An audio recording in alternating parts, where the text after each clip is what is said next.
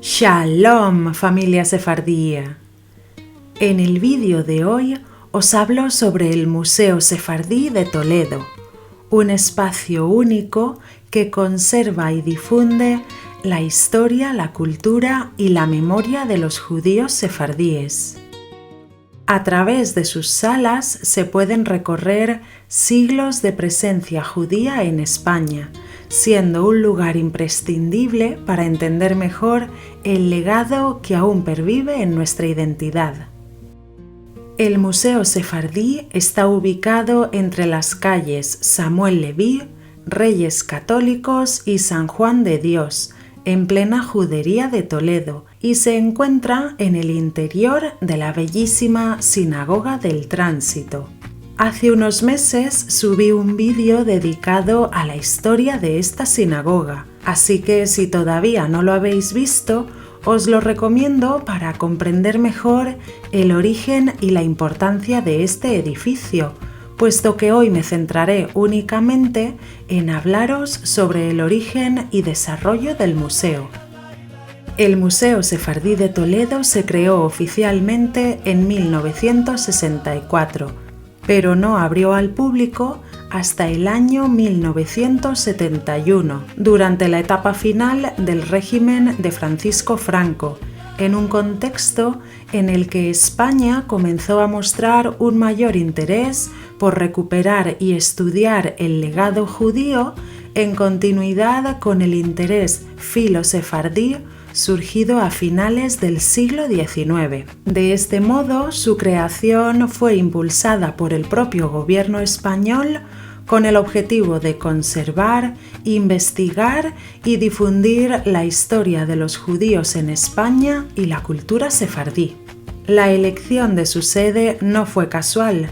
Se decidió instalarlo en la Sinagoga del Tránsito, también conocida como Sinagoga de Samuel Haleví, por ser uno de los edificios hispano-judíos mejor conservados del mundo. Este espacio, construido en el siglo XIV como lugar de culto, ya había tenido distintos usos a lo largo de la historia, siendo iglesia, cuartel e incluso archivo.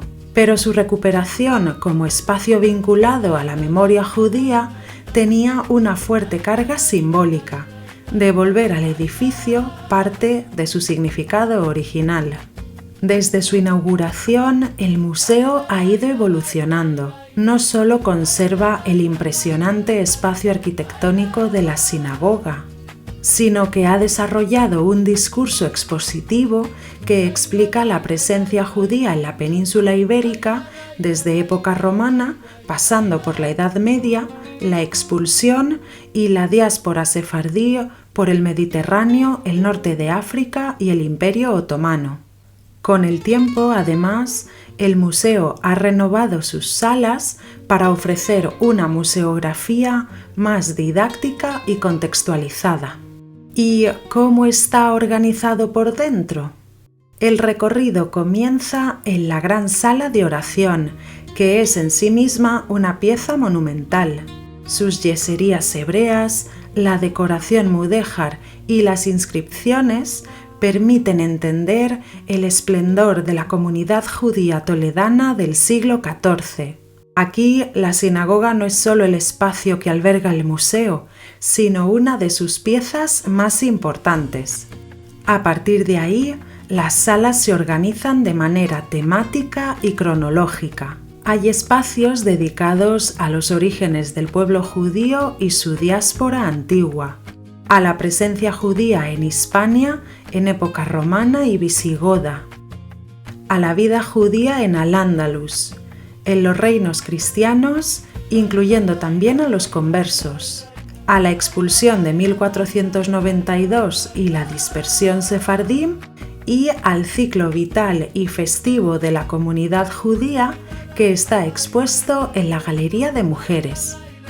Entre las piezas expuestas hay lápidas funerarias medievales, objetos litúrgicos, manuscritos, documentos históricos, cerámicas, monedas y elementos de la vida cotidiana que ayudan a entender cómo vivían las comunidades judías en Sefarat.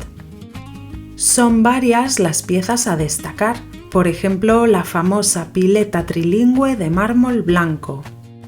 Esta pila, hallada en Tarragona y datada en el siglo V, tiene inscripciones en hebreo, griego y latín. Específicamente en hebreo se puede leer la frase «Paz sobre Israel y sobre nosotros y sobre nuestros hijos. Amén». Aparecen también símbolos judaicos como la menorá o candelabro de 7 brazos, el cuerno ritual o sofar y 2 pavos. Simbólicamente ha sido interpretado como el rito de las 4 especies, que se celebra durante la fiesta de los tabernáculos o Sukkot. Además, como curiosidad, esta pila sirvió de inspiración para realizar el logo de este museo.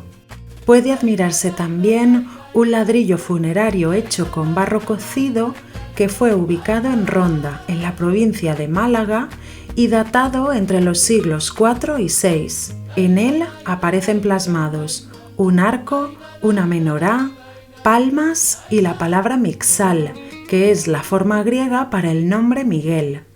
Del siglo XI y hallada en Monzón de Campos, en la provincia de Palencia, en Castilla y León, una estela funeraria con una inscripción en hebreo en un óptimo estado de conservación. Otras de las piezas más curiosas son una ketubá o contrato matrimonial, estuches de circuncisión, janukiot o candelas para la fiesta de Hanukkah, ajuares de boda femenino o incluso 2 trajes de novios sefardíes originarios del norte de África, también denominados trajes de novios berberiscos. Estas vestimentas están ubicadas al final del recorrido del museo, justo al lado de la tienda, donde, por cierto, podéis adquirir libros sobre la historia sefardí y muchos otros objetos. Otras zonas importantes son los patios. Hay 2, el patio norte y el este. En el patio norte, llamado también Jardín de la Memoria, se expone un conjunto de lápidas sepulcrales procedentes de distintas ciudades españolas. Algunas son de mármol, caliza o granito. Los textos que aparecen en estas lápidas son variados, pero suelen ser cantos funerarios en honor a los difuntos. Sin duda, esta parte del museo aporta al visitante un sentimiento más íntimo, conmemorativo y emotivo. Por su parte, en el patio este se muestran los resultados de las excavaciones arqueológicas realizadas en esta zona y varias esculturas de David Aronson y Martina Lasry, quienes son artistas judíos contemporáneos. También me gustaría señalar que se incorporó un itinerario de botánica andalusí que conecta el legado cultural con el entorno natural del museo. Este itinerario recorre tanto el patio norte como el este y, a través de especies vegetales documentadas en Al-Ándalus, se explica cómo plantas, medicina, alimentación y simbolismo religioso formaban parte de la vida cotidiana compartida entre culturas. En la escalera de acceso a la Galería de Mujeres se pueden admirar varias obras que fueron donadas al museo por Daniel Quintero en el año 2022 y que recrean retratos imaginarios de importantes personajes relacionados con la historia sefardí como Yehuda Halevi, Ibn Gabirol, Ibn Nagrella o Benjamín de Tudela, entre otros.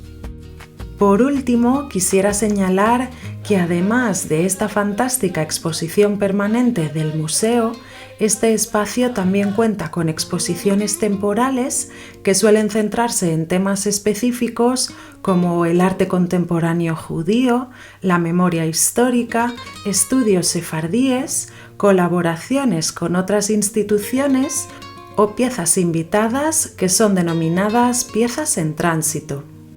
Como conclusión, el Museo Sefardí de Toledo es un lugar de encuentro con la memoria, un espacio que nos invita a reflexionar sobre identidad, convivencia y legado. Visitarlo no es solo recorrer un museo, sino reconectar con una parte fundamental de nuestra historia que sigue viva en la cultura sefardí actual. Y hasta aquí llega el vídeo de hoy. ¿Ya conocíais este museo? ¿Vais a visitarlo próximamente? Decídmelo en los comentarios, por favor. Aprovecho para agradecer a las personas que trabajan en el museo por haberme dejado grabar estas imágenes. Si tenéis curiosidad por conocer más sobre el museo, podéis consultar las páginas oficiales museo-sefardí.gvam.es y cultura.gov.es/msefardí. Hoy me gustaría finalizar con unos versos de una canción en ladino o judeo-español compuesta por la cantautora sefardí Flori Jagoda, que se llama La llave de España y que podéis escuchar en su canal en YouTube. Muchísimas gracias por vuestro cariño y apoyo y nos vemos en el próximo vídeo. ¿Dónde está la llave que estaba en Cachún? ¿Dónde está la llave que estaba en Cachún? Mis nonus se la truxeron con grande dolor, de su casa de España,